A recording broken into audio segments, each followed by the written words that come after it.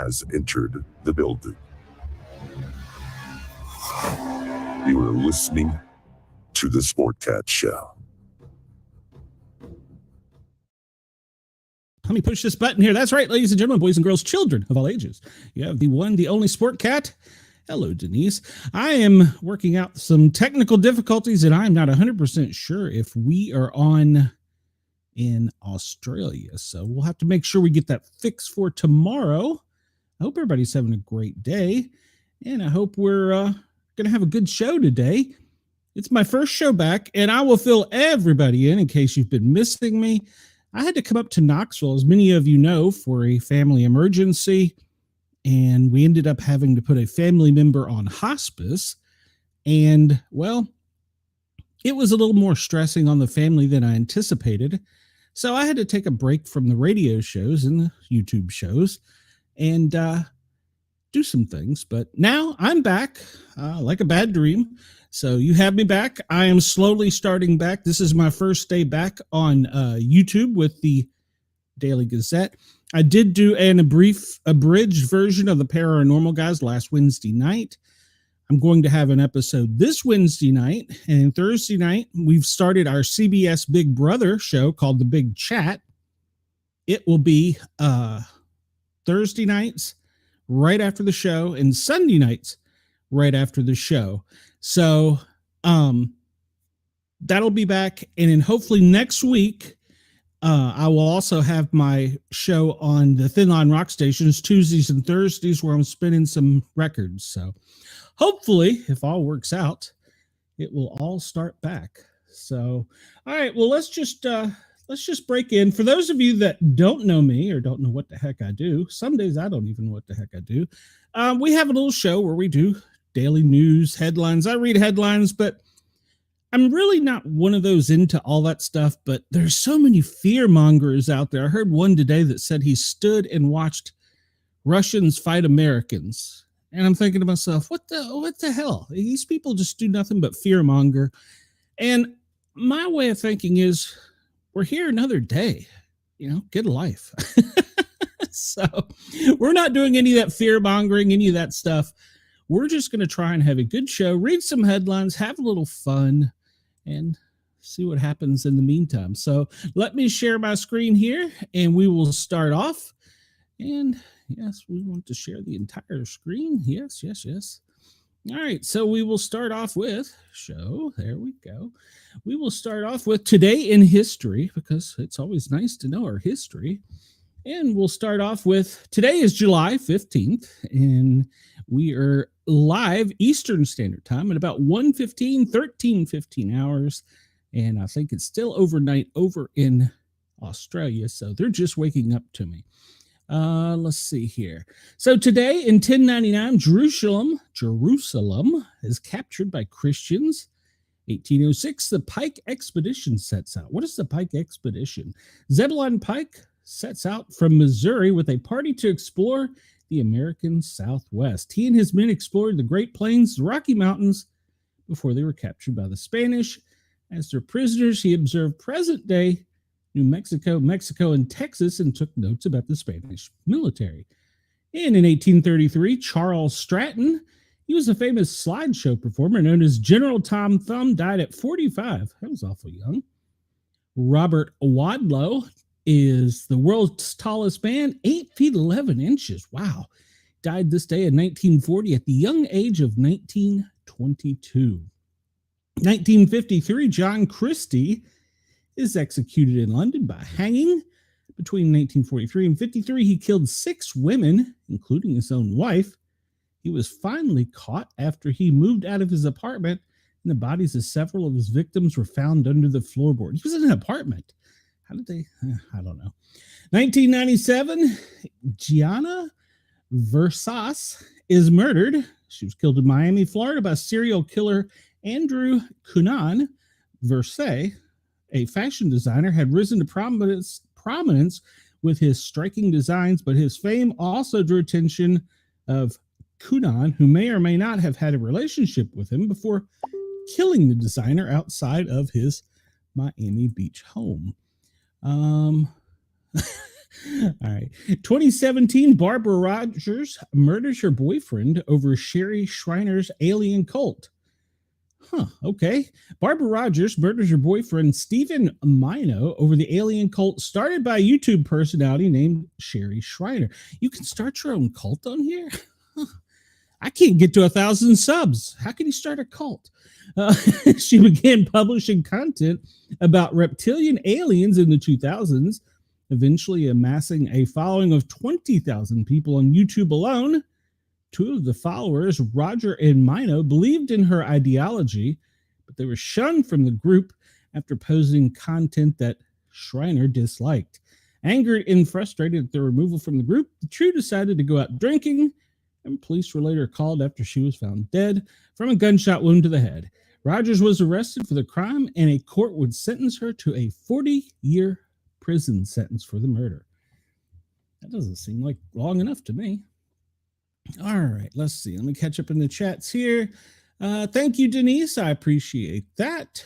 And hello, Chris. I'm glad you're here. And Wendell. Wendell is always here. And let's see, what's Wendell? Wendell said something. I lost it. Did I get any rest? Not really. Not like I wanted, but it's okay. He can sleep when you're dead. That's right. Don't ever entertain cult membership around Barbara Rogers. Well, if we can get some cult membership here at the Sportcat show, I can't get to 1,000 subs. How do you get? I don't know. I'm not that concerned about it. I don't think I want a cult following. I'm not sure how I feel about alien reptilians, though. Do they exist? Maybe.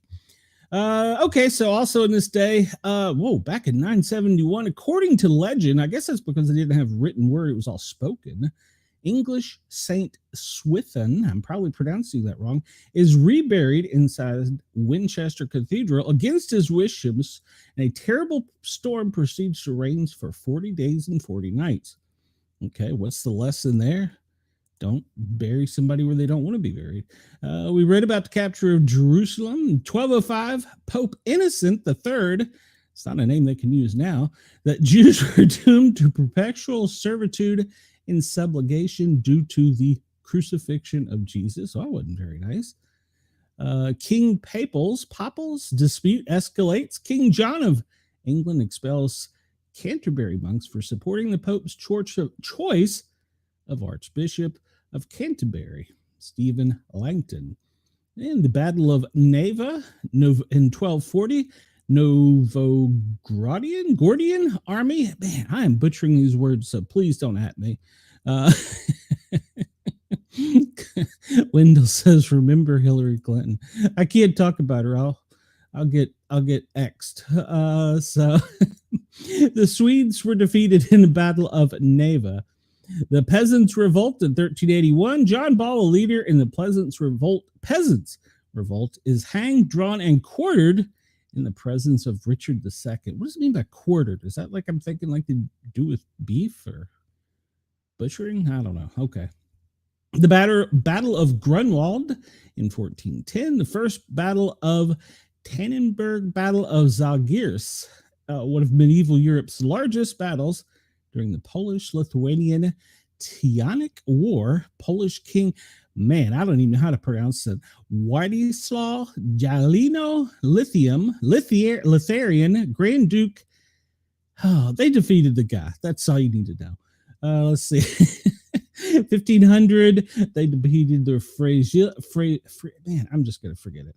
All right, let's get to something I can pronounce. 1524, Emperor Charles I bans German National Synod. Let's just skip ahead to something we probably all remember. It's good. We don't need the whole history lesson. In 1808, French Marshal Joachim Murat becomes king of Naples. Well, good for him. 1815, Napoleon surrendered to Captain Frederick Maitland of HMS Bellatron at Rocherd after earlier defeat. I'm just going to skip that. Fire destroys the ancient Basilia at St. Paul's outside of the walls of Rome in 1823. 1830, Indian tribes Sioux, Sauk, and Fox signed Fourth Treaty of Prairie du Chien, giving the U.S. most of Minnesota, Iowa, and Missouri. Okay. And let's see here. President Davis orders service duty for the Confederate Army in 1863. 1864, troops laying loaded with Confederate prisoners collided with the coal train, killing 65 and injuring 109 of the 955 on board. 1870, the last Confederate state, my home, is readmitted to the United States.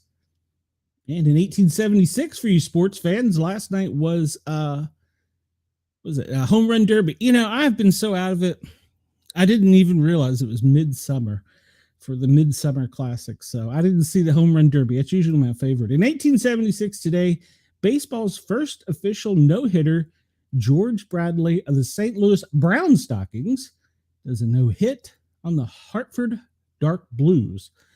For you baseball history followers, where did those teams end up? Let's see. 1888, a volcano in Japan erupts for the first time in 1,000 years. 1901, New York Giants Christy Mathewson no-hit St. Louis 5-0. And he's in the Hall of Fame. Let's see. Tigers sweep the Senators in 1909. Detroit's future baseball Hall of Fame. 1909, Detroit's future Hall of Fame center fielder Ty Cobb smashes 2 inside the park homers to lead the Tigers to a sweep of the Washington Senators 9-5 and 7-0. You know, that's something you just don't see anything anymore, is in the park home runs. So that's very rare. 19 Chris will catch up on comments here. Chris says, my theory is in those days, 40 days and 40 nights of rain happened in anticipation of a future president 11,000 plus years later, reducing NOAA funding. Well, it could be. Wendell says, stick with the U.S. names. And he says, oh, never mind. You done screwed it up. Yeah, I have. Thorpe wins the Olympics decathlon in 1912. American athlete Jim Thorpe is placed in top 4 in all 10 events for Olympic record 8,413 points to win decathlon gold medal at Stockholm Olympics, but it was stripped in 1913 and then reinstated in 1982.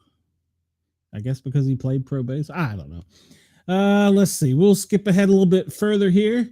1915, the head of German propaganda in the U.S., Dr. Heinrich Albert, loses his briefcase on a New York City subway.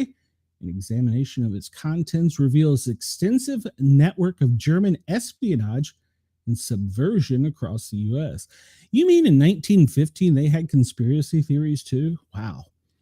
1918, World War I, Second Battle of Marne begins. 1920, Ruth ties his record of 29 home runs in a season. It's been way surpassed that now, hasn't it, Chris? They're up to like 40 in a season, but they've changed the baseball too. And in 1932, U.S. President Herbert Hoover cut his salary by 15%. In 1933, Wally Post begins the first solo flight around the world, completing it in 7 days and 19 hours. I wonder how long it would take now. I've never looked into that. Let's skip forward a little bit more, and we'll hit 1941. British Maud report, edited by physicist James Chadwick, approved, concludes an atomic bomb is feasible. Well, unfortunately, that's been the world's worst weapon. Let's see here. We'll just keep skipping forward. 1948, Alcoholics Anonymous is founded in Britain. In 48, Israel was bombing somebody else, Cairo. Israel's always bombing somebody. Yeah, just get along. U.S. President Harry S. Truman nominated for his first full term at the Democratic Convention in Philadelphia in 1948. 1949, WBTV, Channel 3 in Charlotte, begins broadcasting. Why is that so important? 1952, first transatlantic helicopter flight begins. Okay, that is a feat, because I don't think, well, I don't know. First commercial jet transport planes built in U.S. by Boeing 707 in 1954. In 1954, KOCO, KOCO TV in Channel 5 in Oklahoma begins broadcasting. Why are we so fascinated with 1954 WBOC in Salisbury begins broadcasting? 1955 WNDU TV in Indiana begins broadcasting. Wow, that's a big deal, I guess. 1960s Baltimore future Hall of Famer Brooks Robinson goes for 5 including the cycle, and the Orioles win 5-2 over the Chicago White Sox and haven't won since. So in 1960, Chubby Checker releases his version of the twist in the U.S. Interesting. Well, come on, baby, let's twist. 1960, U.S. troops arrive in Congo to help deal with political crisis after Moise Kapenda Tushambe Declaration of Independence for Katanga. This just proves, even back then, we were putting our nose where it didn't belong. 1963, KIT TV, Channel 8 in Arkansas, they begin broadcasting. And in 1963, Paul McCartney is fined €17 for speeding. I'm assuming it's euro, or is it pounds? Is that a lot of money? I don't know. Maybe it was back in 1963. Let's see, 1964, Barry Goldwater, he's a senator from Arizona, Republican, was nominated for president. I don't believe he ever won.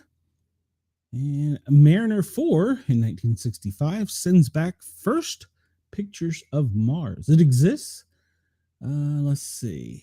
Hey, my year of birth, the LA Wolves beat the Washington Whips in United Soccer Association Championship, 6-5. All right. 1968, One Life to Live, the American soap opera, premieres on TV. It's still going, isn't it? Let's see here. Wendell says for the history buffs in 2024, he started broadcasting. Oh, that's true. And Chris says they picked WNDU as their location because Notre Dame University is located in, all right, South Bend. Amber says Democrats put forth an amendment that would force the DOJ to release all the Epstein files. All Democrats on the Ways and Means Committee voted yes. All Republicans, with the exception of ones, voted no to block it. You're correct, Amber. And that was stupid. It was very stupid, but we'll get into that in a minute. 1972, Honky Shatay becomes Elton John's first #1 album in the U.S. with Rocket Man. Man, he's been around a while. Let's see. Baseball record, 1973, MLB San Francisco Giants. Willie McCovey becomes 15th to hit 400 home runs. This one at Candlestick Park against Pirates Bob Moose. 1973, Ray Davies announces his retirement from the Kinks, then attempts suicide, neither of which were successful. So when you're a kink, you could never get out. It's like Hotel California. 1974, American TV reporter Christy Chubbuck shoots herself live on WXLT TV in Sarasota, Florida. She became the first person to commit suicide in a live broadcast. Well, that's interesting. In 1974, military coup on Cyprus.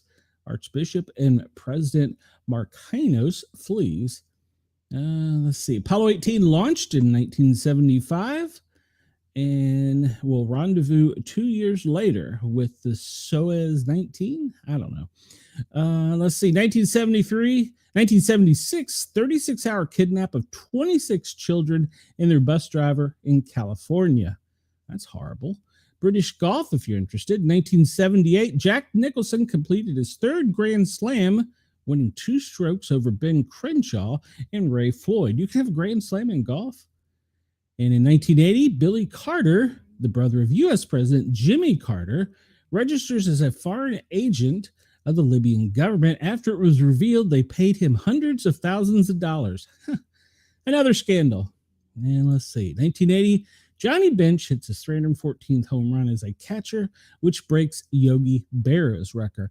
And if I am correct, last night in the home run derby, for the first time in history, a catcher won the home run derby. Don't ask me his name. I don't remember. 1984, John Lennon's single "I'm Stepping Out" was released posthumously. It was released after he died. 1987, Boy George is barred from a British TV show because he may be a bad influence. Censorship. Go figure. In 1987, John Poindexter testifies at the Iran-Contra hearing. We're still hearing stuff about that all these years later. All right, so we'll stir it up. 1988, Die Hard, directed by John McTiernan and starring Bruce Willis and Alan Rickman, is released in the U.S. So I'll get the chat stirred up. And you on X too. Was Die Hard a Christmas movie? I say it was. And Wendell says in 2025, Sportcat forgot how to talk during this broadcast. I think it's just first time back nerves. It's been a minute. So we've got a large audience today. In 1991, France performs nuclear test. When are we going to be banned? Oh, us? Well, probably already are somewhere. U.S. troops leave northern Iraq in 91. Did we ever really leave? World's first offshore wind farm begins generating electricity off the coast of Denmark in 1991. I'm not going to talk about genocide. That's depressing. And let's see, 1996, MSNBC begins Microsoft Internet NBC TV. Wow. 1996 also, southern Mexico had a 6.5 earthquake. And the inaugural game of Seattle Mariners took place at Safeco Field in Seattle in 99. In 2002, American Taliban John Walker Lind pleads guilty to supplying aid to the enemy and possession of explosives during the commission of a felony. Well, that's a pretty bad thing to do. 2005, Wedding Crashers, one of my most favorite movies, comes out. And what did it do? Brenda or Denise, she says, wow. I must have done something wrong. Let's see. Appointment of interest in 2005. After declining an offer to remain with the Anaheim Mighty Ducks, Mike Babcock is named head coach of the Detroit Red Wings. Let's see. Yeah, we've talked about that. Harry Potter and the Half-Blood Prince. 2009, Harry Potter and the Half-Blood Prince, the sixth film, was released in this day in 2009. 2009, a 7.9 earthquake rocked New Zealand, creating a small tsunami. And let's see. 2015, Korean pop star Psy released a single, Gangnam Style, becomes a worldwide hit, topping charts in 36 countries. I sadly remember that. Well, we are bad influences, Wendell. Let's see. We're going to talk about, let's try and stay a little lighthearted. In 2014, Israel announced they officially vetoed a ceasefire. They're still shooting. Good God, stop shooting. 2016, Stranger Things debuted on Netflix. That's a cool show. I'm behind, though. I need to catch up on that one. Let's see. And 2019, the first catcher in MLB history to hit 3 homers while catching and batting, leading off the Rays in 5-4 win over the Yankees. And that was the last time they won. So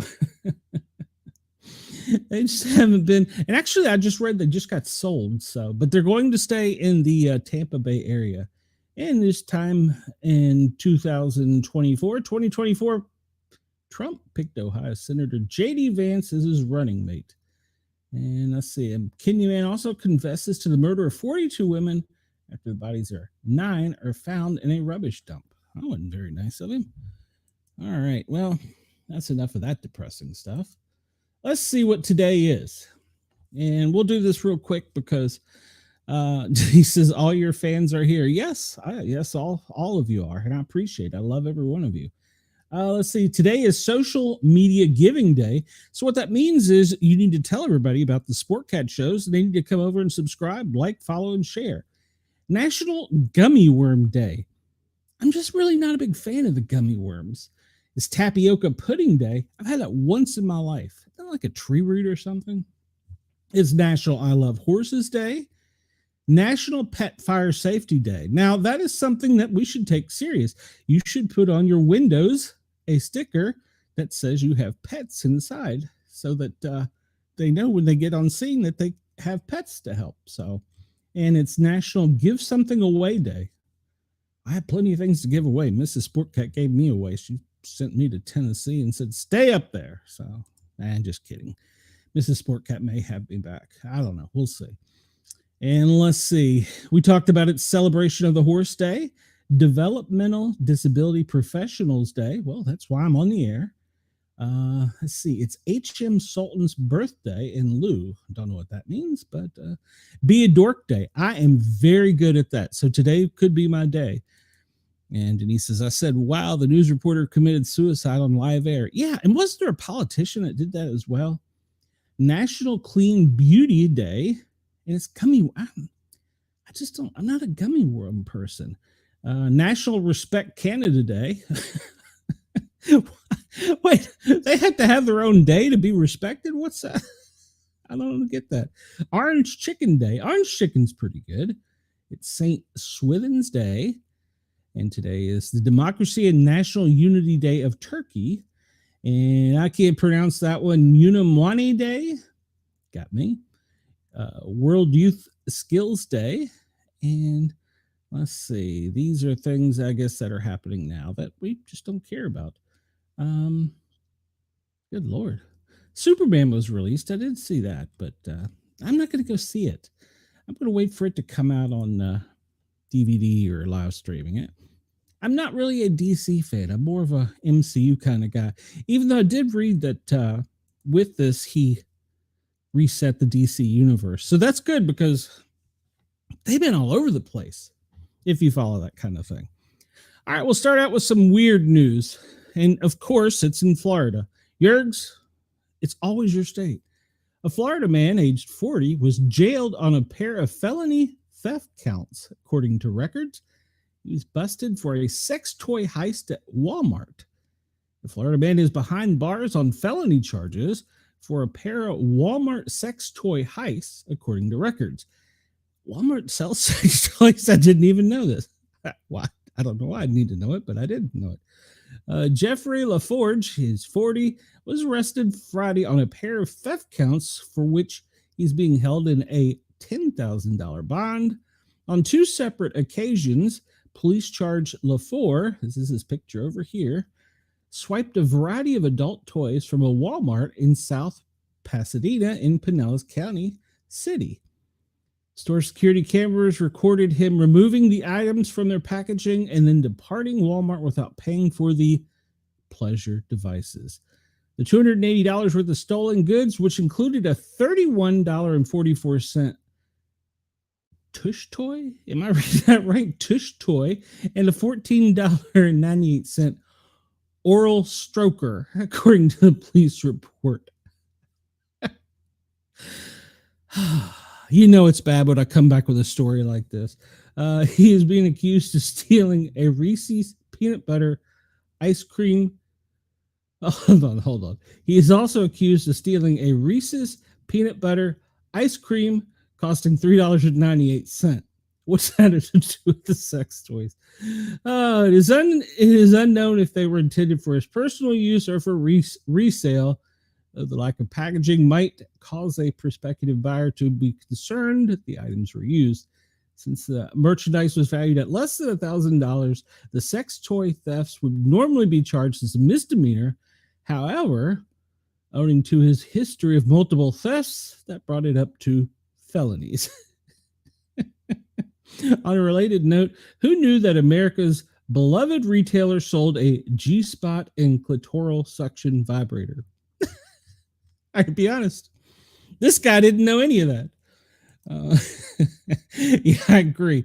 And when I was a paramedic and I did my reports, I always tried to sneak something in there that would kind of just be a little crazy. And I one time put that a patient sashayed to the stretcher.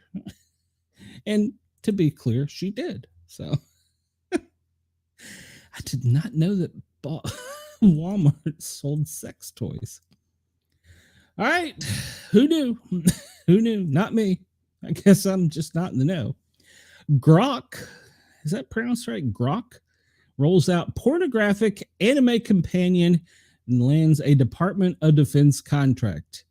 Meanwhile, the advanced version of the AI chatbot from Elon Musk's XAI is still identifying as Adolf Hitler. What? So we have a chatbot that's identifying as Adolf Hitler. Interesting. There's never a dull moment with Grok, the chatbot from Elon Musk's XAI. I'm sure I'm pronouncing that wrong, which he has consistently called the smartest AI in existence, despite its forays into racial conspiracy theories, tendencies to speak the first person as Musk himself, and recent output of what it termed Hitler fanatic. Last week, it debuted the latest version of the bot, Grok 4, which he bizarrely claimed would be able to discover new technologies perhaps as soon as this year. But on Monday, he proudly unveiled an update to the model that pointed towards rather different applications. Cool features just dropped, he posted on X. Turn on companions and settings. Users of the app, even those not paying for the $300 per month, wow, for the super heavy premium, what is worth $300 a month? Just found out who those companion were. Right now, there are two different anime characters to converse with. Bad Rudy, a mean red panda with a vulgar streak, who will roast the clothes you're wearing and call you a whiny twat. I'm not making this up. Though this attitude can be toggled on and off. And Annie, a blonde anime woman who, after enough positive engagement, will shed her dress to reveal a lacy lingerie set. There you go, Wendell. You need to pay $300 a month. He shared a clothed image of Annie on his feed on Monday. Okay, I gotta see what this is. I gotta minimize the screen to see here. I want a closed version of Annie. Well, she's just a drawing. She's just a drawing. Oh well. All right, so AI companions are nothing new. Apps such as Replica and Character AI offer similar interfaces. The spread of personalized bots has raised concern that sustained engagements with them can have severe negative effects, potentially leading to mental health crises and self-harm. Do you think? Really? Do you think? Those fears may be justified with the characters which seem to lack certain safety guardrail. One user has already demonstrated how even in kid mode and with NS non-safe for work content disabled, Annie will participate in conversations with sexual overtones, asking, "Want to keep this fire going, babe?" Okay. Well, yes, Denise, you are correct. It could have been worse. She could have been using them in stores. Wendell's loves Reese's. Well, I don't know. Some guy on Kick says that I could benefit from a larger stream if I would only give. Oh, he's cheap. He only wants $24 an hour. Yeah, go F yourself. Let's see. Of course, adults interested in striking up a relationship with Annie may well prefer the non-safe for work Wafu, I guess I'm pronouncing that right, version. It shows a progress bar indicating how well you and the bot are getting along. And as you leveled up, she gets flirtier and more risque. She will eventually strip down to skimpy underwear and describe more intimate physical encounters. Having discovered he could command the character to jump, one enthusiast complimented the jiggles physique in the animation, remarking that the AI engineers must be true gamers. Another asked, is it possible to undress her more? What? You've got the internet. What do you need? Oh, good Lord. Let's see. The Tesla humanoid Optimus robot could be given a silicone skin to replicate Annie in real life, he replied. Musk replied, inevitable. Critics, meanwhile, have mocked her as a... This show is really certain to take a twist today. As a made to get you off for gooners, a software engineer called her, the extinction of human species is looking me in the eyes. Well, turn her off. Called her the extinction of human, turn her off. Another commenter predicted you won't even realize what happened until your nephew introduces his girlfriend at Thanksgiving. It's just the Grok companion. Yes, you have her on an easel setting up at the table. Why? Yes, why? I'm just gonna skim through the rest of this, but yeah, apparently you can go on Grok. Wendell, let me know about that. I'm curious. So I'm not that curious, but I am curious. So let's see. We're gonna have to skim through some of these real quick. Teen 19 killed after falling to a meat grinder after it suddenly turned on. Well, Tina's Burritos. California teen, he was 19. He was killed after getting trapped in the machine at the Vernon Burrito Factory while cleaning the meat grinder after it suddenly turned on. Well, that's pretty bad news. Suddenly turned on while he was cleaning it, and well, he became part of Tina's Burritos. So I assume there's probably going to be a recall. As part of the after-hours sanitation crew when the fatal mishap occurred. What? Yeah. The man was cleaning the meat grinder when it somehow activated and sucked him inside around 9:30 p.m. in California local time. Other workers say they heard the team shouting for help as they tried to turn the machine off but couldn't. I want to know how many didn't try and turn it off. They started videoing it. OSHA will investigate the industrial accident. It was not immediately clear the company's adherence to overall work safety. And it's 5 miles south of downtown Los Angeles in Los Angeles County. In a similar tragic accident in 2018, a factory worker in Pennsylvania died after she was either dragged or fell into a meat grinder. The victim was a 35-year-old female. She'd been working on a 6-foot-high rolling ladder before she somehow wound up in the machine. And all it took police roughly 45 minutes to break down the machine and extract her mangled parts from it. Ooh. I do have a call like that, though. We went on a call with a printing press, and there was a person that was apparently there's like these big drum roller printers, and the young man somehow got in the machine and they turned it on and it went to print and it mushed him down and squished him out the other side. Ironically enough, no injuries. In fact, he was released before we got back to the station from the hospital. So, yeah, he wouldn't have been so lucky with a meat grinder, though. All right. And Kentucky church shooter, he killed a mom and daughter duo that was forbidding him from seeing their teen daughter. We're not going to glorify his name. Lexington, Kentucky man shot and killed a mother and daughter duo at the Richmond Road Baptist Church, who he accused of preventing him from seeing his handicapped teen daughter. The two women were identified as Beverly Gum and Christina Combs, along with two surviving males, Pastor Jerry Gum and Randy Combs. The gunman who shot two female church goers on Sunday, along with injuring other male church members, did so following a long-standing dispute about him not being allowed to see his handicapped teen daughter. According to those identified him on social media, police apparently have yet to confirm this as of the time where press was stopped by a state trooper at the Bluegrass Airport at 11:30 a.m. Sunday with an outstanding warrant after his vehicle activated a license plate reader. He owns guns down. He allegedly shot the trooper before then carjacking a vehicle and making his way towards Richmond Road Baptist Church, according to Lexington Police Chief. The trooper was shot and the suspect fled.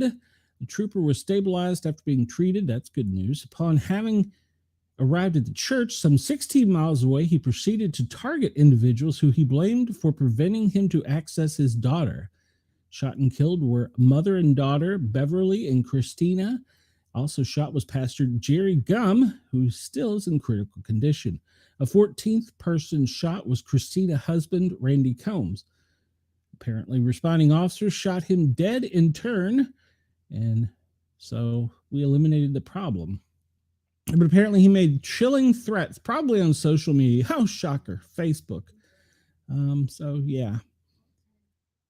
Yeah, well, it's mental health. So he probably didn't need to see his children. All right, so we'll do, since I think we're all in Australia. We may not be. I don't know. If we are, good morning, Australia. Australia is charged with malicious mischief after allegedly breaking the Stone of Destiny museum display in Scotland.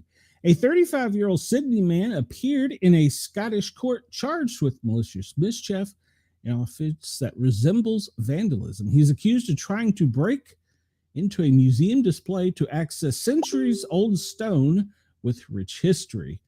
Arnold Logan is accused of breaking a glass that protects the Stone of Destiny in Perth Museum, about 50 kilometers north of Edinburgh. He faced court today after allegedly trying to smash through the stone's display case while wearing a kilt, as seen above. Visitors were evacuated as a precaution, and a message added to the museum website. Please be aware that the Stone of Destiny is currently unavailable due to an earlier incident. However, the museum remained open, and they look forward to seeing everybody. The 150-kilogram slab of sandstone was used in the coronation of Scottish kings for centuries.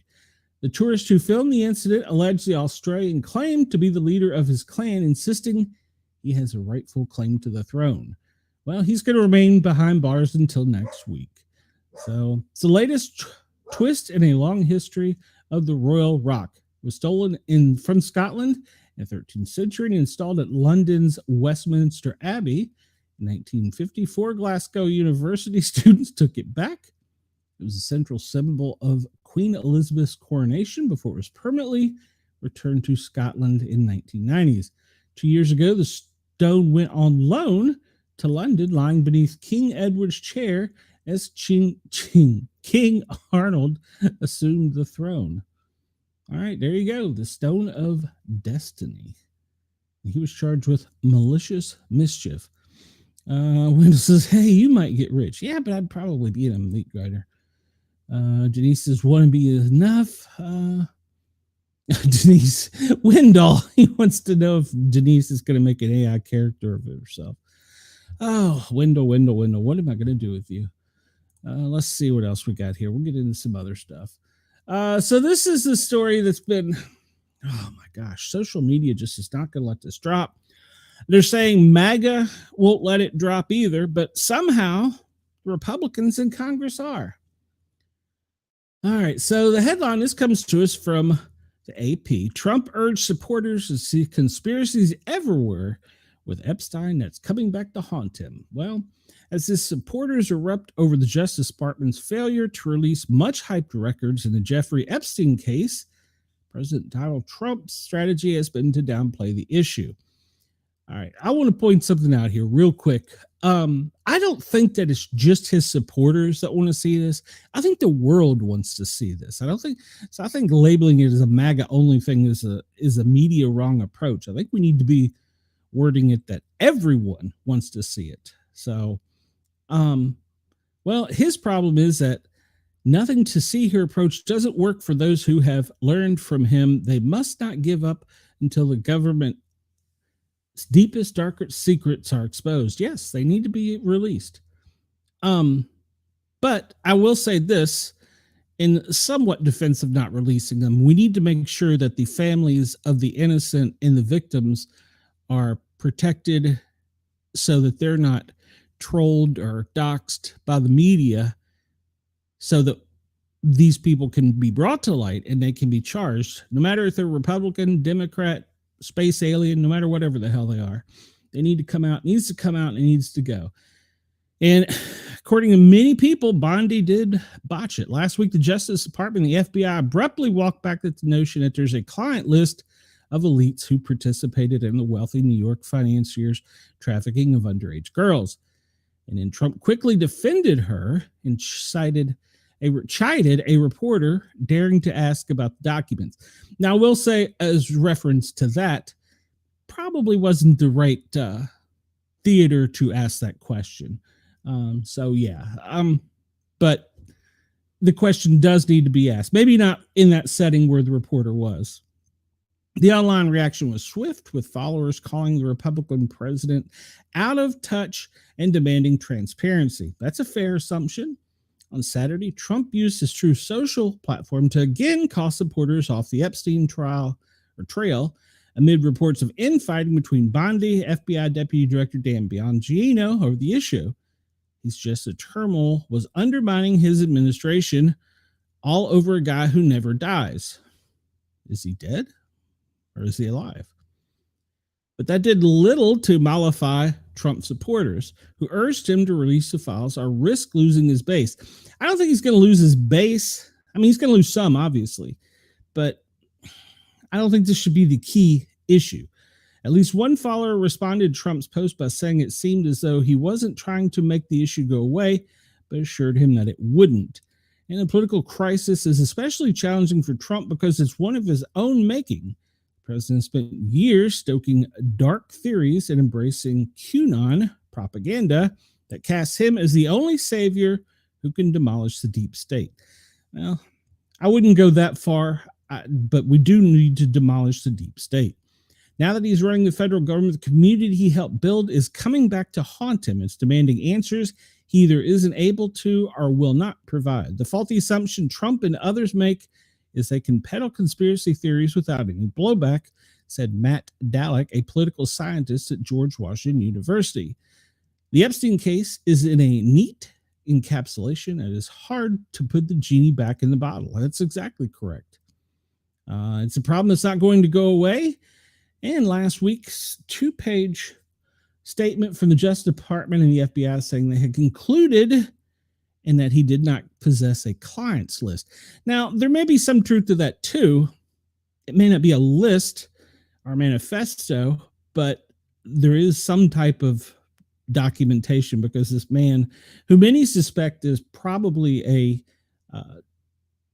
double or spy agent, kept tedious records and used many things that were recorded for blackmail. But yes, it does need to be released. And some people are saying, well, they can't release it because the entire world government and Hollywood will collapse. Well, so be it. You shouldn't have done those things to children.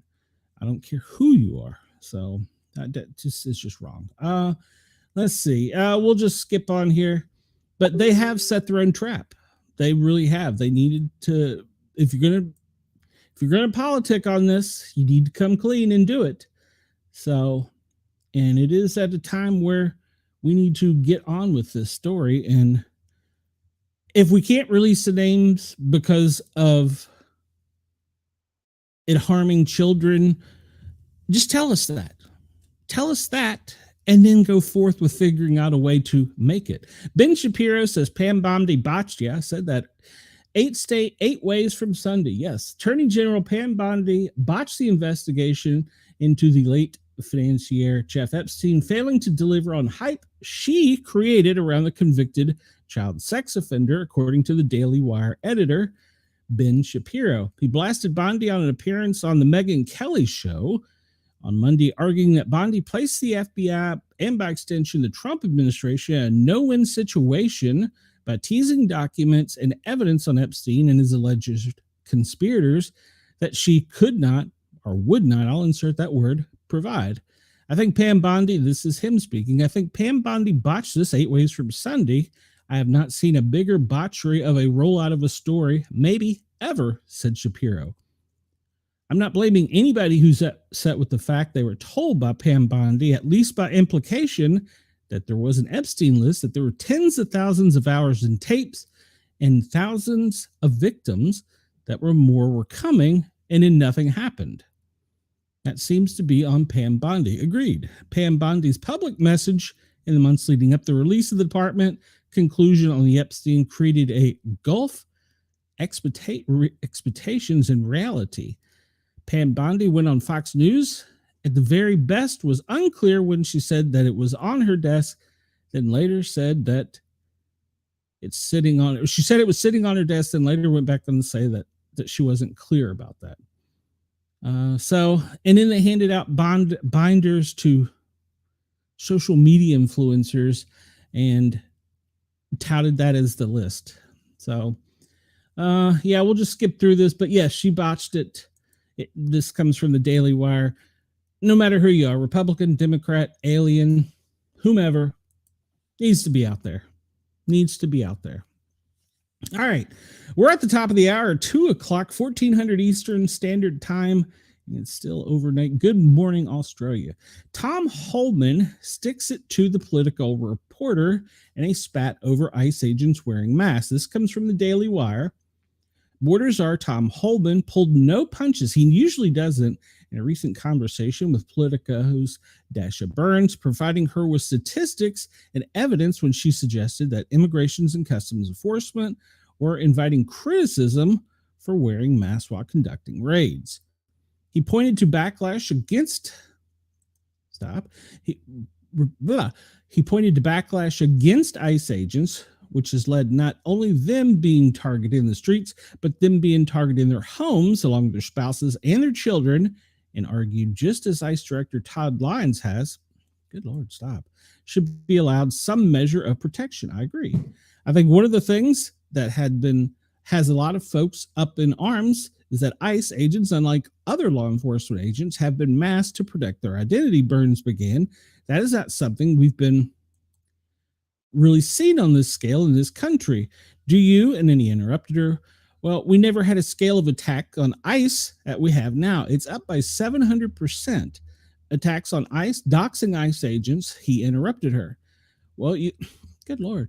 Well, you have increased attacks on police officers well in the wake of the defund the police movement too, but they haven't put their mask on, she protected. And then he went on to say, name a police agency that has a 700% increase in assaults. Name one, you can't. And then she conceded that she hadn't looked into the data. Well, to be fair, she needs to. And he went on to point out that it wasn't just the agents themselves who were being targeted, although that would be serious enough, but activists and extremists were also doxing their family.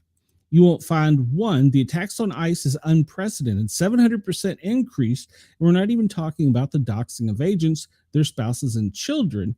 So they're wearing masks to help them give some sort of protection. The same people that are complaining about ICE wearing masks are the same ones wearing masks. That's a good point.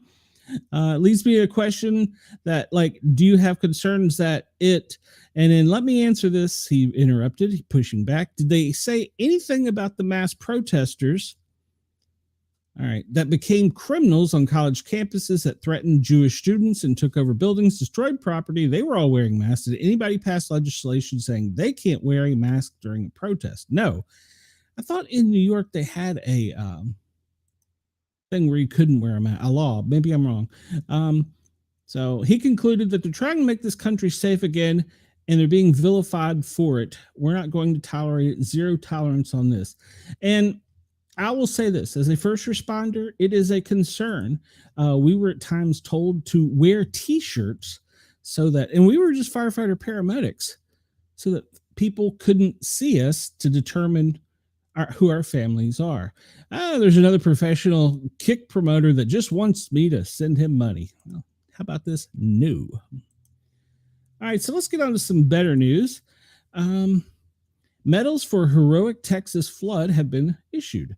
As the Guadalupe River rose in Kerr County, Texas in the early hours of 4 July, Coast Guard Air Station Corpus Christi received a call from help hundreds of campers in the path of the flood.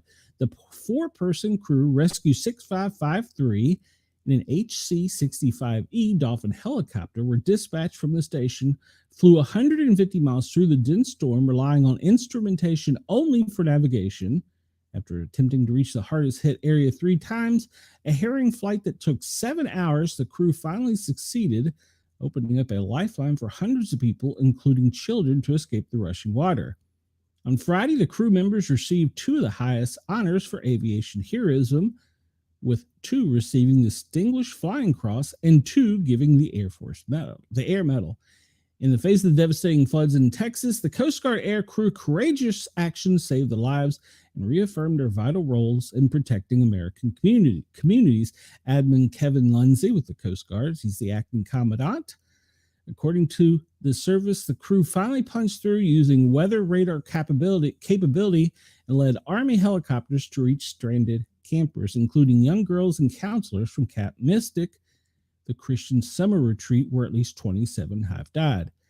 Pirate Lieutenant Ian Hopper, co-pilot Lieutenant Blair, I'm sorry, Oglethorpe, aviation survival third class Scott Ruskin, and aviation maintenance technician third class Seth Rees worked tirelessly to gather survivors and ferry them to safety, with Ruskin in his first major operation as a Coast Guard member. Congratulations to him. And he's also a paramedic, by the way. Staying on the ground to coordinate the evacuation of 165 people. The crew directly rescued 18, according to the service. I had a job to do, he said. All these people are looking at you terrified with a 1,000-yard stare. They want some sort of comfort, someone to save them. For their efforts, Homeland Security Director Christy Nome presented the Distinguished Flying Cross to Hopper and Ruskins and air medals to the others. This is what the men and women of the Coast Guard do, she said in a news release Saturday. The selfless courage of this crew embodies the spirit and missions of the Coast Guard. That is correct. And they do more than just guard the coast. So good for them. I'm glad that they're being recognized.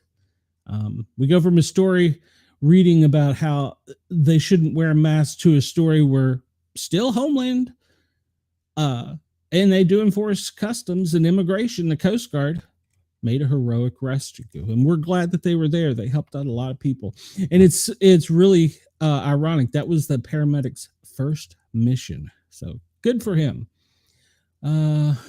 What did Wendell going on? Okay. Hey, you might get rich. Wendell says Misty would if she knew how. So would Brenda and Shay. I guess he's talking about making AI things. All right. And yes, Wendell, they are heroes. And this story comes to us from Task and Purpose. First woman to fly as an Air Force Thunderbird. Then she got mysteriously sick. Nicole Malachowski thought she would retire as a general, but a tick-borne illness has led her unable to fly and made her an advocate for prevention, awareness, and erasing stigma. Good for her. She made her name as the first woman to fly for the Air Force Thunderbirds, the service flying elite, demonstrate teams who perform air shows around the country. She also flew 180 combat hours, instructed F-15 pilots, and served as military aide to the former First Lady Michelle Obama. All of that came to a screeching halt in 2013 when her body was overrun almost overnight by chronic pain, leaving her fighting for her career and her life. She had been bitten by a tick-borne illness. Though she didn't know it yet, she went from being an elite fighter to losing her ability to read, write, experience hallucinations, and balance issues, eventually being unable to get out of bed. She was medically discharged from the Air Force in 2017 as 100% unfit for duty due to the chronic systemic tick-borne illness. She writes, I should be wearing my nation's uniform, maybe still flying as an old general. I should be leading airmen. Millions of dollars invested in me as a fighter pilot, millions wasted because of lack of education and awareness on tick-borne illnesses. She said, you just don't lateral a 20-year fighter pilot from JP Morgan Chase. You have to grow a 20-year fighter pilot. The Center for Disease and Control estimates that nearly 500,000 people are treated for Lyme disease every year. Between 2019 and 22, they received reports of more than 4,600 tick-borne illnesses from state and local health departments. Wendell, you need to be careful out there. The public health department, now back up, the public health burden of tick-borne diseases is considerably unreported because of surveillance and current diagnostics, according to the NIH. They said the CDC receives more reports of Lyme disease cases annually, but the true incidence is probably 10 times that number. And it goes on to state that many of them are underreported, and each state reports individually to the CDC, and service members' uniforms are treated with pesticides. I did not know that. And the DoD provides free tick identification and testing services at its clinics. And then local units can request specific training materials provided by the Defense Health Agency. Not a month has gone by over the last 6 years, at least, that I'm not helping another airman, soldier, sailor, or Marine, our military spouse, with this issue. I'm the go-to person for tick-borne illnesses. Why am I the go-to person, she said? What cohort of the American public is exposed to more global vectors than our service members and military families? And why then is the DoD and the Veterans Affairs not leading in this space? And she was bitten in 2012 while stationed at Seymour Johnson Air Force Base in North Carolina. She had flu-like symptoms and a rash on her base. She went to the doctors on base, and I distinctly remember them saying, "We don't have Lyme disease in North Carolina." Yeah. You'll hear that from a lot of states. That was the instant I would become chronically ill for the rest of my life. Her health deteriorated in the following months. She felt pins and needles, become clumsy, and couldn't fight the right words, had a panic attack at the grocery store. Doctor interpreted, her first Lyme disease case is negative. She got a brain scan and told she may be developing MS. She went to her next assignment at the Naval War College in Rhode Island. And then lightning struck twice when she pulled a tick off her right thigh. The tick ironically saved her life because it gave her the evidence she needed to get permission to see doctors at one of the only tick-borne illness-focused clinics in Boston. She sat outside the former Air Force Surgeon General's office until he authorized it. Well, good. They should. She was diagnosed with 5 tick-borne pathogens. The infection spread to her brainstem, threatening her sensory and motor functions and her life. She was given 3 months of antibiotics to directly the central veins near her heart. Wow. And the information I would bring them, the more they would fight me. She has lingering symptoms, but is substantially better since the treatment. She now has a mission to fight the stigma that tick-borne illnesses patients face, appearing seemingly healthy while dealing with chronic symptoms and being dismissed as Lyme loonies. She's correct there. So she's become the leader and the spokesperson for tick-borne illnesses. And that's great for her, but I really wish she had went on to continue her career and maybe become a retired general. So, hello, KG. Let's see. Chris says only protesters should wear a mask. Well, that's true. And it's something that happened to someone who's done so much good. Exactly. But I guess it's part of their job. All right, we're going to hit another military story, and I think we're going to get to our normal stuff. I thought this was important because I want everybody to see that I'm not just one-sided. A drill sergeant under investigation after having soldiers do push-ups under a MAGA flag. Yeah, that's wrong. The Army has launched an investigation after a drill sergeant posted a video. Why was he so stupid? Of soldiers being hazed beneath the MAGA flags, which runs afoul of multiple military regulations prohibiting partisan political activity in uniform on federal property. Staff Sergeant Thomas Mitchell on Friday uploaded the video to TikTok. Why? Showing a group of trainees performing push-ups and burpees in full body armor under a banner that read, "This is Ultra MAGA Country." The video was later deleted, but shortly afterwards he posted a second video showing same exercising at the same location, this time with the flag removed, with the caption, "Cry about it." The U.S. Army is an apolitical organization, Jennifer Gunn, a service spokesman, said in the statement. Displaying of partisan political materials in government facilities, including training areas, is prohibited under Army regulations. We will investigate this matter and address it in accordance with the established policies to ensure compliance with the standards of conduct and maintain an environment free of political influence. I would like to know how old this guy is, but yeah, so he did this to TikTok. What the hell? Are you that stupid? Yeah. Chris says the video was later deleted. Yeah, that was a bad idea. Yeah.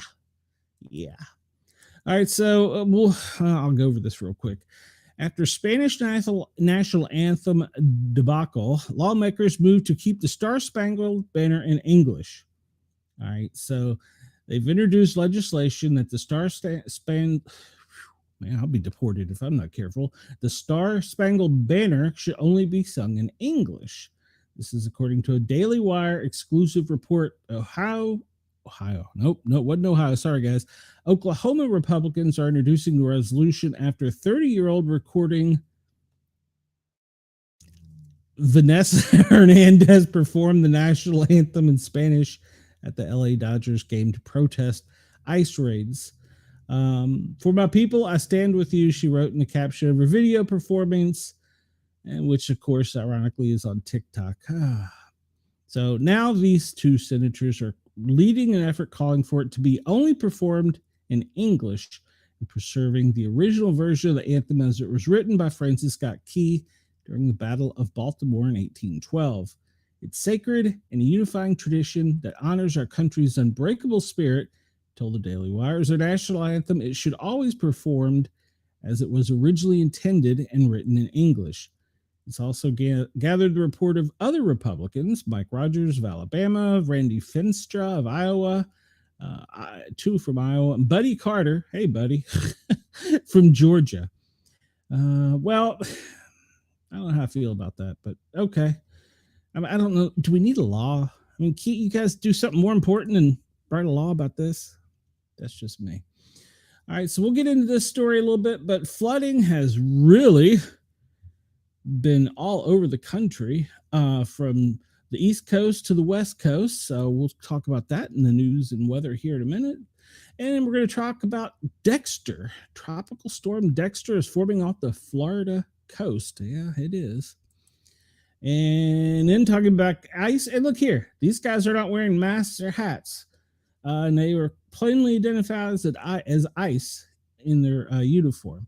Police hijackers, child predators, plane hijackers, child predators, and murderers. ICE nabs more than 1,300 illegals in Houston. And it appears they were not wearing masks. Good for them. They're brave men. So they've arrested a lot of people. Wow. You don't realize there's that many people around us. Aussie daredevil shatters spine attempting record-breaking dive. He dove off of a rock, but he claims that he's going to do it again. It left him with skull and spinal injuries jumping from the Blue Mountains waterfall. It's a 42.5 meter freestyle death dive. I'm not going to play it, but you can go find it. Probably on what we were just talking about, TikTok. No, that's on X. So, and a German backpacker survives 12 days in Western Australia outback after deciding to leave a stranded car only to get lost. German backpacker survives 12 days in Western Australia outback after deciding to leave a stranded car only to get lost in merciless terrain in the wilderness and forced to rely on her will to survive and, quote, dumb luck. Wow. Always have a GPS with you guys and gals. I'm just saying. All right, let's jump into what we normally do. Denise wrote, yes, it is no joke. You are correct, Denise. It is no joke, and we're not making light of it. We think that people need to take it serious because it is out there. But I think I said hello to KG. I'm pretty sure I did. All right, so this is what we do normally. This is our daily operations brief. We're a little news heavy today because I wanted to come in hot with hopefully some new people following us. So I was hoping that my talk about topics of event would stir up some more supporters of our show and help spread the word. So, all right. So today is Tuesday, July 15th. This is the daily operations briefing from FEMA as it was presented to the president this morning, minus the secret squirrel stuff, which they don't give me. I can't figure out why. All right, so ongoing incidents. They're monitoring flooding in Texas and New Mexico.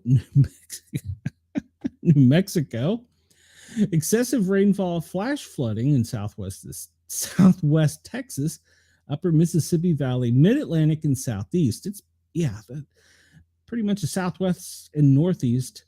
The plains are getting it as well. There's fire weather in the southwest and Great Basins, and there's a tropical disturbance in the Gulf of America. They've got no new declarations, and I say this is because we've probably been a little late on reporting here on the Daily Gazette. I'm pretty sure that there's been disasters declared pretty much in the Midwest everywhere.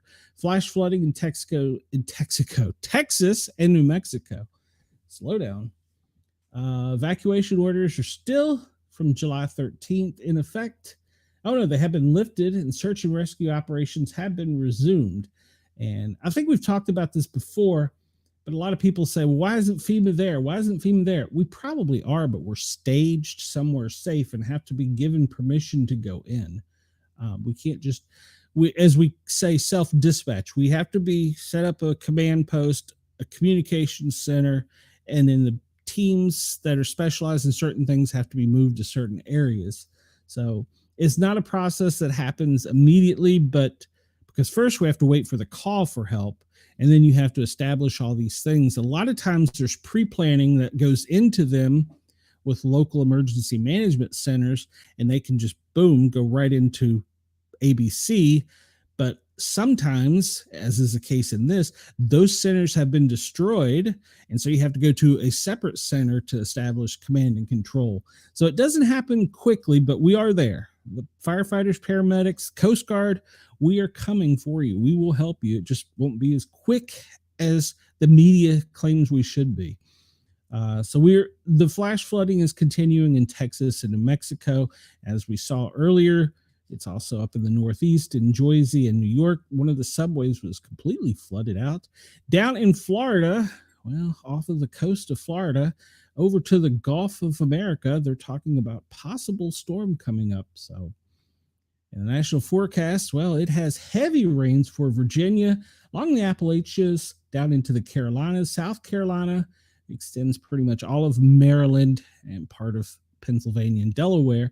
Heavy rain, severe storms up in the Southwest Plains, where we're going to talk about fires. Severe fog out in Wyoming. That's interesting. With critical fire weather. All right. And they're talking about this low here off the coast of Florida that's got a high on the other coast, the Gulf side, and there could meet in form a bad little hurricane. So we're expecting, look down here where Jurg's radio is. Look, that's not just green. That is pink and red. They're expecting a lot of rain. That rain's going to extend pretty much all along the East Coast, with the heaviest portions being along the Appalachia. All of Virginia, parts of West Virginia, Kentucky are pretty much soaked. Going into Pennsylvania, yeah, you guys really are getting hammered up there right now. So with excessive rainfall, we can't forget about the central part of the country here.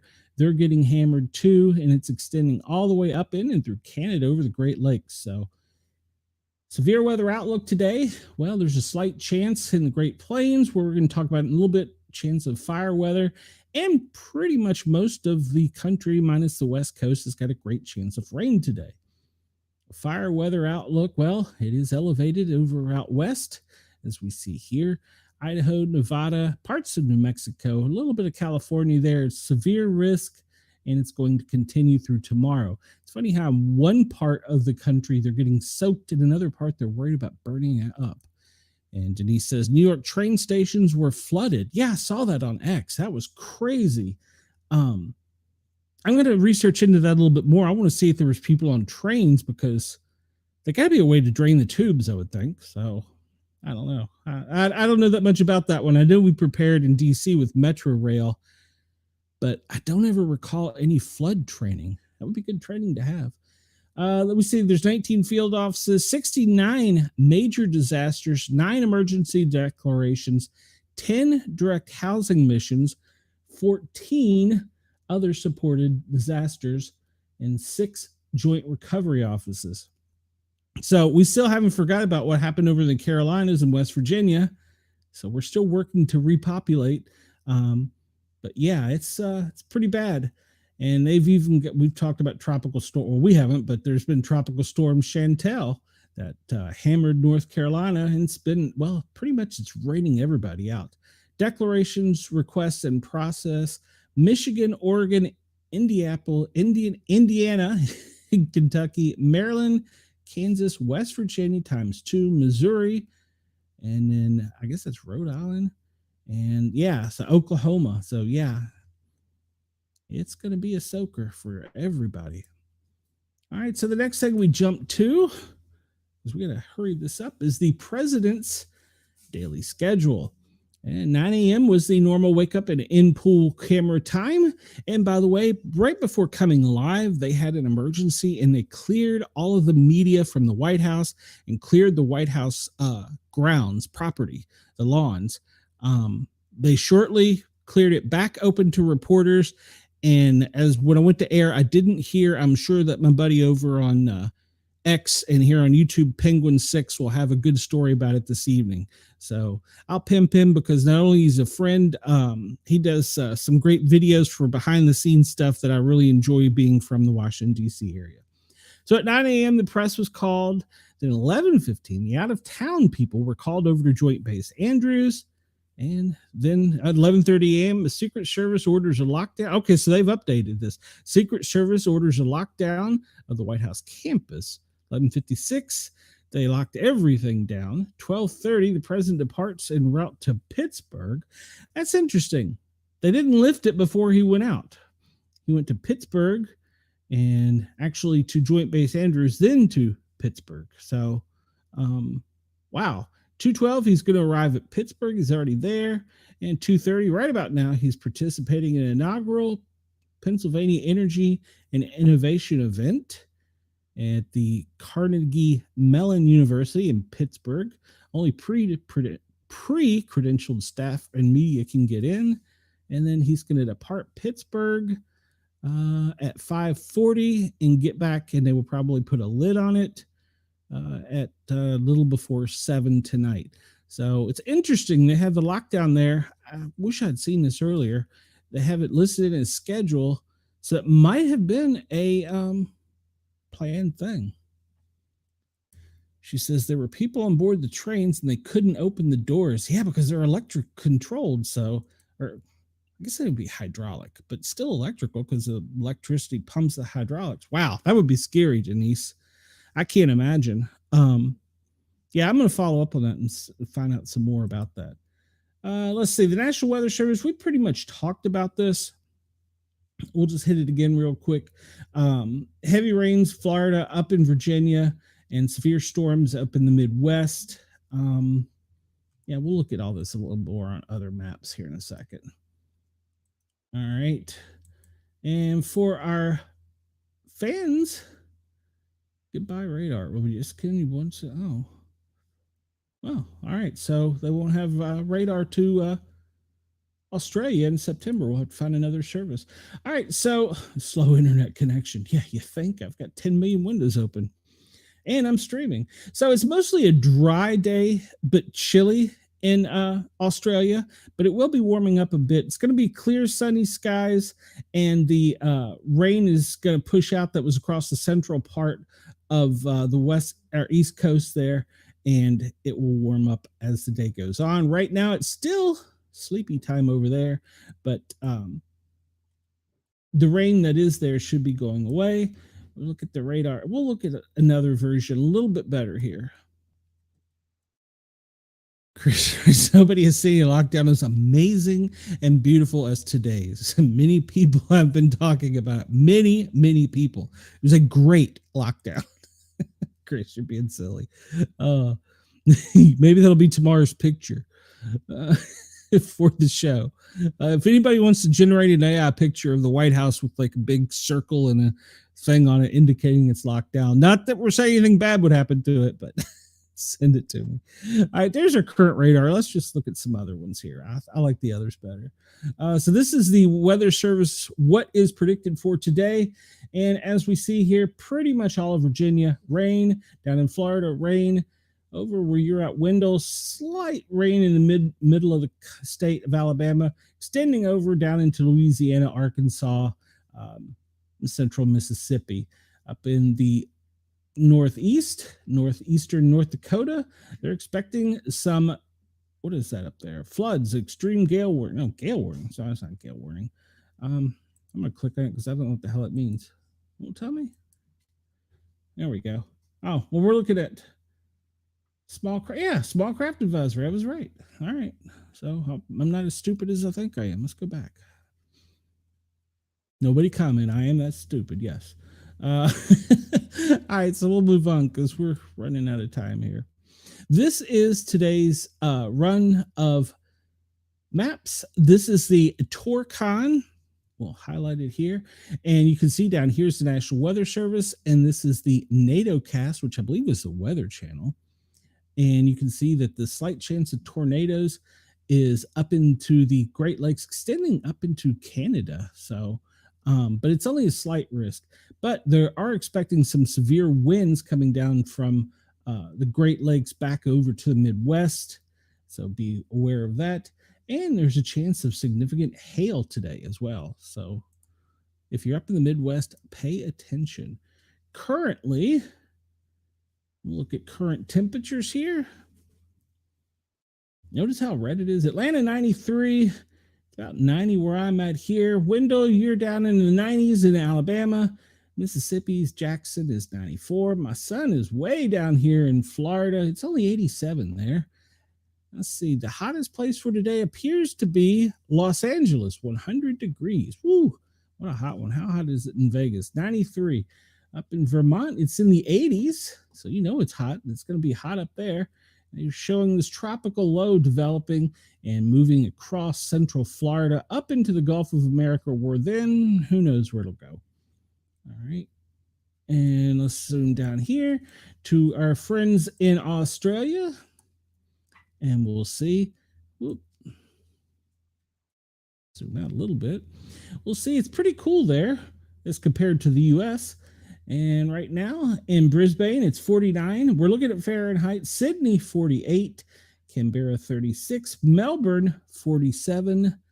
And over on the other side, Perth, 57. 59 further up the coast. Port Hedron, 66. Broome, 68. Darwin, 77. The middle of the Northern Territory, it's in the 50s. So down in South Australia, it's in the low or high 40s. So it's still chilly down under. So I'm not going to try and do an accent. Y'all make fun of me. So especially Wendell. Look here at some of the most recent alerts real quick. And Wendell, you're out of here. Well, we're glad you were here, Wendell. If you're already gone, hey, I'm sorry I didn't get to say goodbye. But we'll see you tomorrow, Wendell. And in Tennessee, in Cock County, Smoky Mountains, there's a special weather statement. That's probably going to affect me. In the Carolinas, there's a special weather statement. Flooding in Minnesota, Wisconsin, and Severe is issuing a special weather statement. That's not far from me. And Chris, there you go. I know we've missed it. In Montgomery County, Maryland, they just did a test. So, all right. Georgia, North Carolina, special weather statement. Flash flooding all the way up in North Carolina, Virginia, Kentucky, heat advisory in New York. So not only you're getting flooded, it's hot while you're doing it. Oh, God, the humidity must be horrible. Heat advisory in Connecticut, New Jersey, and New York. And then they pushed out the special weather statements again for the Carolinas and all of Virginia. And in Florida, well, just dig in because it's probably coming to be a hurricane. And my son's going to be trapped down there and not be happy about it. So hopefully he will be okay. All right, look at current radar conditions. I would say, Denise, yeah, and you're getting flooding. Good Lord. The humidity has to be horrible, Denise. All right, so we'll zoom in a little bit and we'll see that, well, pretty much across central Florida, Orlando right now, they're experiencing some rain, but that's going to continue. This little high over, I'm sorry, this little low over here could possibly turn into hurricane, and then we see this activity here in the Gulf of America. So heat advisory straight up the gut of the country in the south, from Alabama all the way over to Arkansas. And we talked about the one that the heat advisory up in the New York area, extending all the way up into New England area. So flood warnings in much of Virginia and Maryland. And we'll go over into this, into the west. Lake wind advisory, we talked about that. I thought I was being silly. Heat advisories issued for the West Coast. Yeah, I can see that with 100 degrees temperature currently in LA. Yeah. Red flag warnings for pretty much, pretty much all of the central part of the Midwest there, which means there's a good possibility for some more fires. Let's look at where the lightning is right now. Boy, this one is really popping down in the Gulf of America. Virginia, you're getting hammered. We'll zoom in a little bit here. Along the Appalachia, oh, I didn't realize it was that close to me. In the Appalachia, on the North Carolina side, it's getting hammered on the mountains. Over on the coast, it looks like they're getting some significant weather extending up into Virginia Beach. That's going to move up into much of central Virginia, then out through the Northeast, through the Washington, D.C. region. So Cincinnati, you got some storm activity, and it looks like here in Indiana, getting really hammered. So the storm down here in the National Forest is really popping, and it looks like it's really hopping over in the Smoky Mountains side. Up above me, also another little storm. I did not realize it was that close today. So, and like we said, down in Florida, these two storms just sitting here waiting to come together and be nasty stuff. That's going to be bad. So, all right. So we talked about, I'm going to refresh this. We talked about the lightning, and right now the worst areas hit with power outages is in California with 22,530. There's got to be more than that, people without power. Earlier it was California and Texas. So, and I'm sure that this is brought to us by poweroutage.us. You can go and check, and even like if you find your state, you can zoom in on it and see in what parts of the states where it's worst. And you can even get down to your county level, for instance, and look at it. So it's a good website to use if you're concerned about power outages. But right now it looks as though California is the worst being hit in the country for power outages. We did talk about heat, and up in New York where Denise is, it's a warm one. And we're looking at pretty much down here in the Gulf of America, all along the coast of New Orleans, extending up into the heart of Alabama, Mississippi, extending even into the Appalachia region from Atlanta up into the Northeast, just shy of us here in Knoxville. It's high heat chance today. So be out. If you're outside doing something, please remember to drink lots of water and hydrate, because this time of year you can become sick really quick. And dehydration is more than just being thirsty. It can cause other problems. So, and on the same hand, drinking too much water can cause certain problems. So be very careful, but stay hydrated. So yeah, much of the country is under some type of heat advisory, as temperatures are expected to be in the 90s and 100s throughout most of the country. All right, let's look at this real quick. We talk about fire, and we see Canada. Well, we know it's National Respect Canada Day, but man, they're getting hammered with fires up there. That smoke, as we'll see here in a bit, is extending down into us. Down in the Keys, down in Miami and the Everglades, there's a pretty significant fire. And we look over here, the Rocky Mountains, and over into the Sierra Nevada, down into Las Vegas, there's several fires. So wildfire season is here. We see even California has quite a few. So if you're out camping, make sure to extinguish all of your campfire before you leave, because you don't want to start a fire. And let's see here, the smoke map. This is incredible to me. I'm going to zoom it out a little bit. Look at all these fires up in Canada, and how that smoke is just sitting there. And that's really because this low off of Florida and this high off of Florida, off on bilateral coast there, is pushing the smoke up. But if you see, it's going pretty much across the country, up out into the New England region and up. There's a lot of smoke and red flag warnings out there today for respiratory problems. So, and speaking of that, the air quality, well, we see Canada's pretty bad. Chris, up by you from Chicago, going all the way up along the New England coastline into Maine and out, is pretty bad days. Miami down there where that fire is, off the coast of the Carolinas. That's interesting. Well, it's probably because the sand that's coming in. Down in Monterey, up to Houston, the air quality is not that great. I don't think this shows anywhere else, does it? No, but the next one does. All right. I'll refresh this to make sure I got that.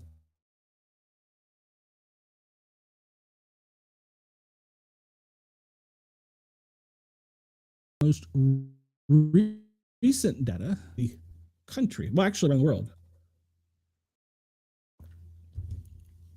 Turn off these air quality stations, and you can see, we see coming out of the Sierras, that dust is pushing up along the coast.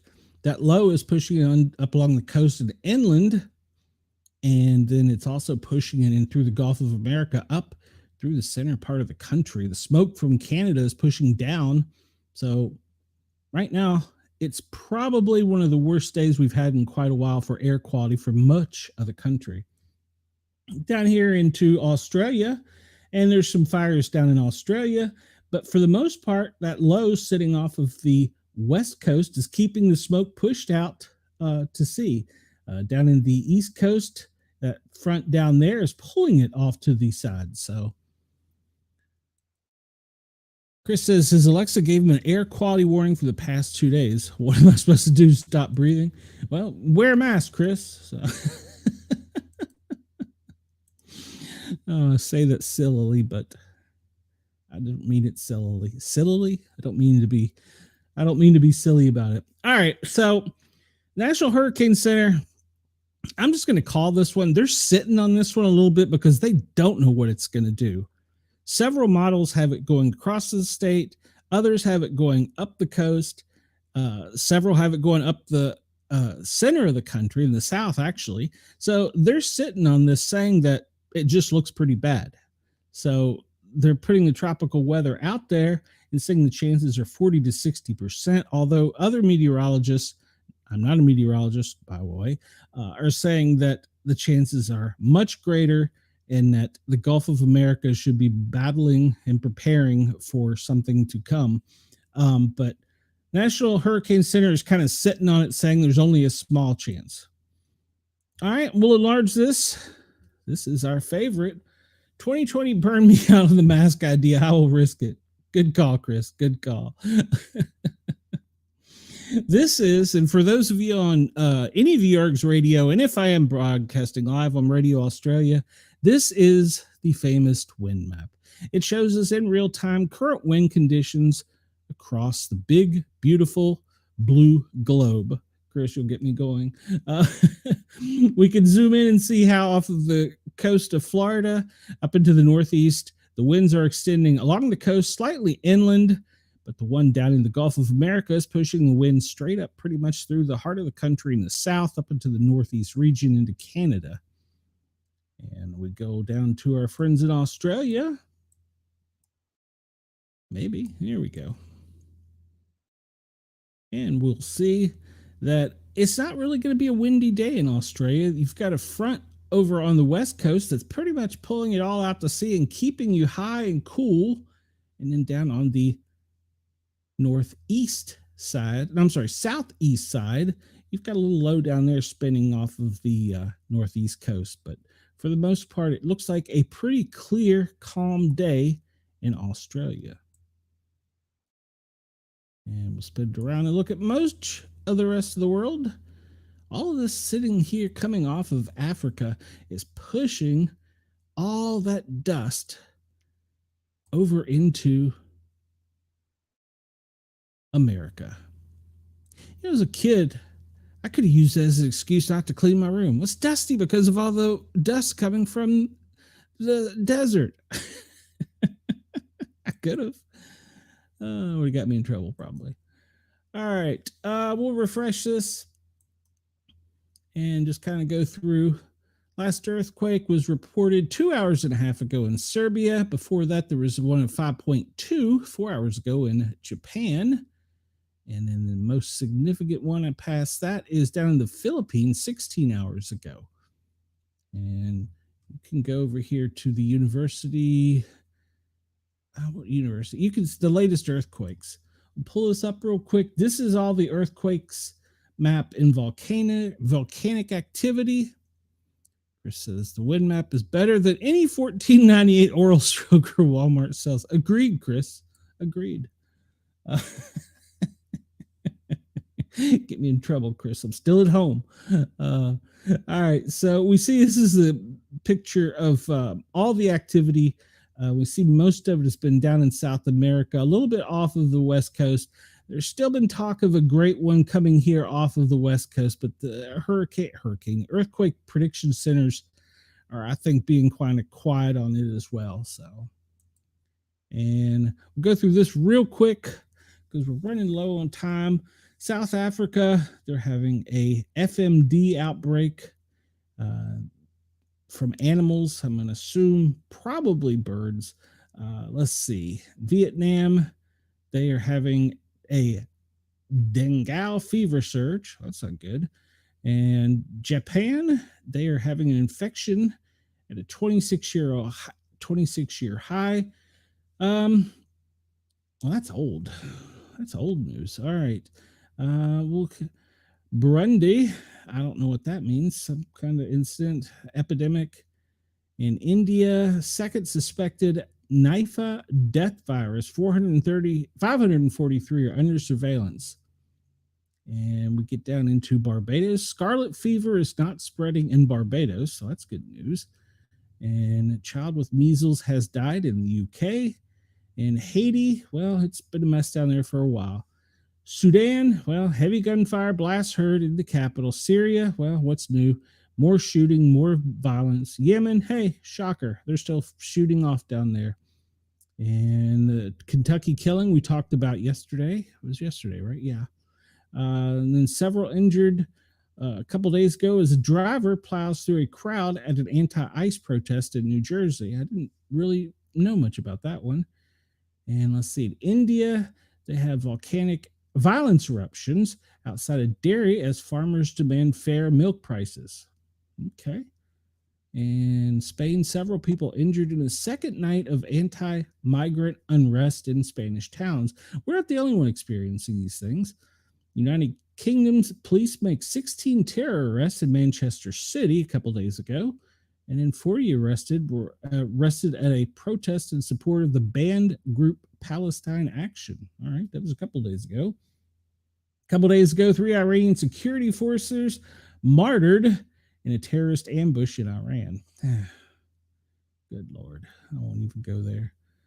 And let's see, oil spill in Delta National Wildlife Refuge in Louisiana. I did not know anything about that. That occurred on the 11th. And Hungary, the oldest library, is fighting to save 100,000 books from a beetle infestation. We're banning books over here. Over there, they're letting bugs eat them. The toxic algae bloom in Canada is causing frustration and concerns. Iraq explosions, Iran people injured. Yeah, shocker, shocker, shocker. Cambodian anti-tank mine explosion kills farm owner. All right, so in the U.S., fire damages in the Bronx, a historic church. That was yesterday. That was today. Several homes damaged in a Blue Island blaze. It looked like a war zone. Not sure where the Blue Island is in the United States. Canada, blazes are still going, and firefighters are forced to break in the Kingston Penitentiary. So, yeah, they're breaking in instead of breaking out. UAB, an Indian woman dies in an apartment fire. Hong Kong, public flat fire kills 78-year-old man, injures 3. And the one that was yesterday, 9 dead, dozens injured in an assisted living facility in Falls River, Massachusetts. Australia investigating specific second fire at a Sydney childcare center in just 4 days. And let's see. All right. And we talked a lot about the outdoor fires. Colorado has made a declaration emergency. And of course, we talked about Canada having several. Let's skip through here. We talked about earthquakes, landslides, Nepal, Vietnam. The Spur volcano erupted down in off the west coast of the U.S., but it's still we're still sitting on a major volcano explosion, I'm afraid. Flash flooding in New York, dangerous flash flooding in Jersey and New York. So be aware of that. Flooding, pretty much the United States. Flood. China, a tsunami in the North Pacific Ocean. Panama, that was yesterday. 15 injured in a lithium cell plant explosion in China. And collapse of building. 2 dead in Japan after a collapse of a building. And Nigeria, 4 dead as a 3-story building collapsed. Somebody was telling me that they would send people into a room. I think it was in North Vietnam. It might be China. And they would have the people check the room to make sure the floor was sturdy before they would come in. I thought that was weird. Why aren't your buildings safe enough? Gas leak at Grand Canyon National Park caused evacuation over the weekend. And 4 hospitalized but saved after a small plane crash in a neighborhood. That was yesterday. UK, a plane-involved crash at London Southend Airport. Doesn't really have an update. Air Peace aircraft skids off runway in Nigeria over the weekend. And we won't go over that today. We talked about weather, drought.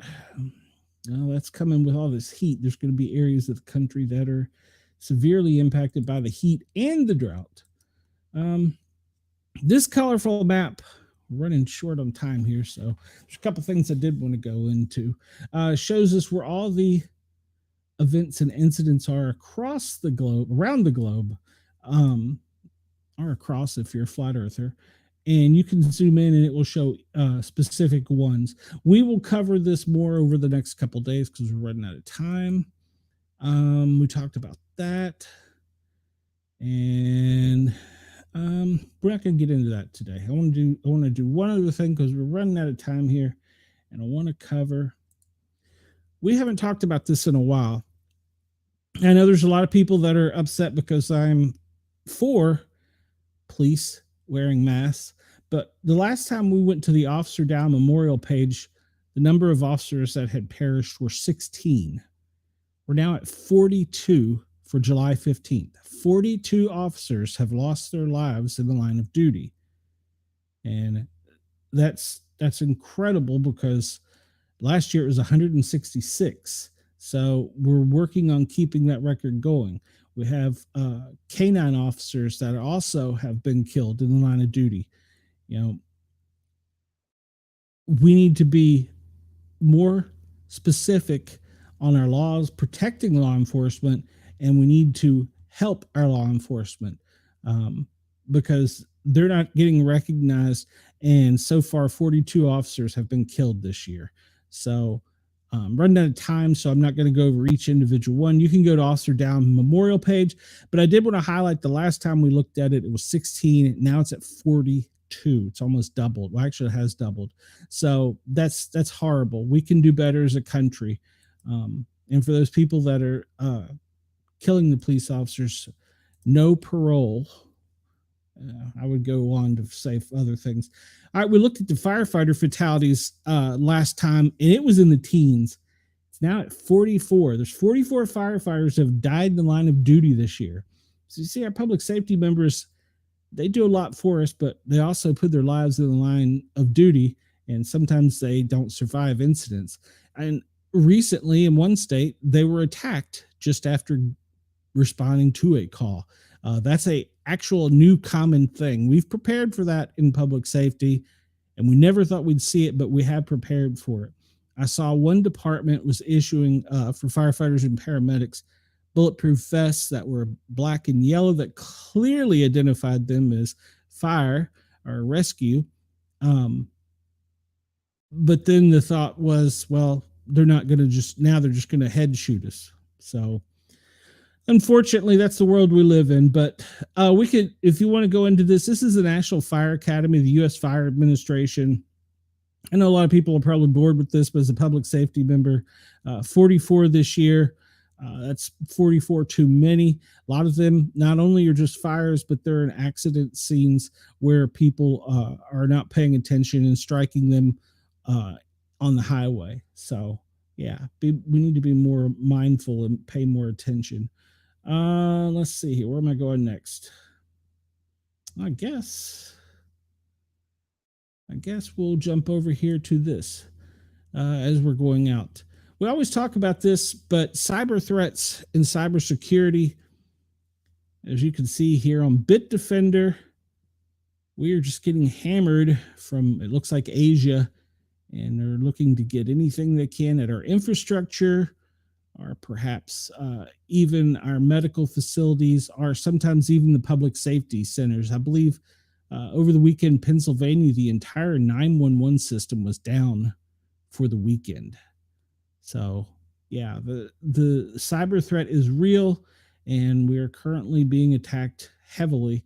If you look down there at the bottom, you can see the red is attacks, yellow is infections, white is spam. That spam is up from what we normally see. Usually it's not too bad. You can't hardly make it out, but we see that the spam is really hitting. So don't click on any links that you don't know what they are, or if you're not expecting a message from your bank or PayPal or Venmo, whomever, don't click on it. Go to the site, check your account in other ways, but don't click on links. And the newest one going around is the thing about telling people that they have to pay a toll or they're going to lose their driver's license if they don't, follow this link to pay for the toll. Well, that's a scam as well. So if you have tolls, pay them. But if you get that text, go to the state website and look at the state website directly. Do not click on the link. A lot of elderly people have been fooled by that one. And the most recent one that I've been following is this one is for the elderly, is they will receive a call and they will answer it and they will say, is this, Beatrice Smith? And you will go, yes. And then they'll record your voice and then they'll ask you another question. You say no. And so what they're doing is they're using AI to capture your voice so they can call and use your voice, whether it be against your relatives, or a lot of times people will receive call, hey, Aunt Flo, I'm in a car wreck. I need you to wire me $1,000, and Aunt Flo will fall for it because it sounds like their nephew or their son or whomever. So that's a really popular AI thing. They're getting smarter and smarter, so you need to be smarter and smarter. If someone calls and says, "Is this Sportcat?" Who? Do not do yes or no's. Do not do yes or no's. And Chris, you're correct. You're correct. Do not accept $600,000 offers from princes. Yes, I had one on the show the other night. And then the guy right behind him was wanting to sell me subscribers for $30 an hour. Denise says, yes. Yes, they are trying to capture our voice. AI is trying to... AI is going to be the end of the world now, especially now that this new generation has AI companions. I'm going to check that out just because I'm curious. Oh, what is the world coming to? All right, let's see real quick. I don't know that we have. I'm not going to go over top store. Well, Snap. You're right. All Snap. It's gone. Well, all right. We're not going to do that. Latest sports stories. Well, really not that big a deal. NFL season's coming up. Major League Baseball, we're at the Midway Classics. And I'm not going to go over all this because we're running out of time, guys and gals. College football is just a few Sundays away. So SEC is favoring Georgia to go to the championship. Well, we'll see about that. That'll upset B-Doll. All right, well, I'm going to leave you guys and gals for today. As always, you can go over to Facebook and find the Sportcat Daily Gazette group. And I encourage everybody to go over there, join the group, and submit things, or send them to me, even sportcat@protonmail.com if you want stories seen, or leave them in the comments. Best ways to get in touch with me. If you have a story or see a story you'd like reported, we've been a bit scattered since we've been away for a couple days, so we're back. We're going to do a daily show now, and so we'll get better organized as we go. So I appreciate all of my daily and normal listeners. Everybody else that's just joining, please remember, thank you, Denise, please to hit the subscribe and the thumbs up button. It really helps spread this around. We're growing. We're trying to continue to grow, and we want to give news and opinion and stuff that does matter to you, your family, your friends, and so on. And it doesn't matter. We try and stay nonpartisan, even though it's not always easy. All right. Well, I'm going to turn this over to normal programming at Radio Australia and Yerg's Radio. Thank you for allowing me to tickle your ear. If you're on YouTube, please hit that thumbs up button and subscribe, and we'd appreciate it. And everybody have a great day. We will see you tomorrow. Yes, KGI will be back tomorrow. And everybody remember to make sure to send any of the stories or whatever you have to us, either through the chat or through the Facebook group. Everybody have a great day. Sportcat is out of here. We'll see you tomorrow.